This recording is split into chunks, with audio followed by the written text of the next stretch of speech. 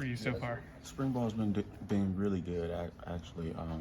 Just taking it day by day, finding more and more things to bring to practice and emphasize and work on day by day to get better. What have the key areas of focus been for you? Really just been getting more comfortable with the playbook towards not thinking, so I can move faster. Finding ways to bring my pad level down, as well as being more confident throughout my play style. John, if you had to describe your skill set as a running back, what would it be? I would describe my skill set as shifty. I think not only out the backfield, but when I line up at the receiver spot, I can also make something shake. What are you seeing out of Coach Zabrowski's new offense? I definitely see a lot of new formations, a lot of new shifts, a lot of new motions that we have not either incorporated together or just did in general. We've heard a bit about Daniel Heisha kind of embracing being a leader more. Just what have you seen out of him, and is it different from the Deuce of the past? He's definitely taken the leadership role that Devin Neal has left off. Ever since Devin has left, Daniel has been there as a big brother, as a mentor to all of us in the room, helping us every day, as well as letting us critique him and the flaws that we see out of him and help him with it. When you think back to last season compared to now, where do you think you've taken the biggest steps forward? I would definitely say my decisiveness throughout my game.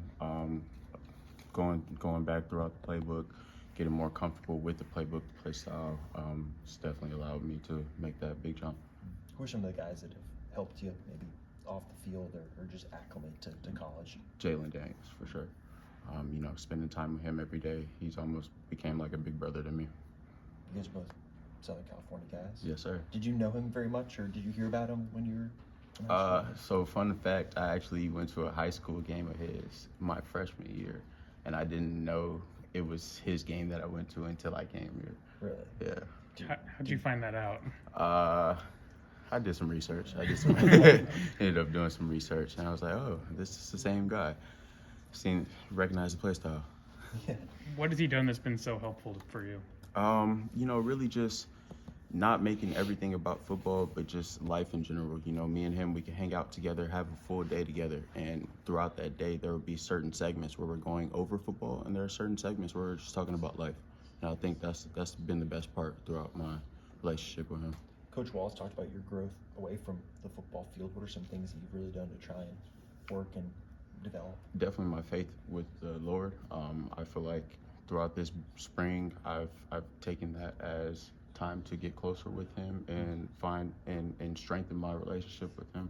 It's definitely helped me throughout this spring. How different is it not having Devin in the room?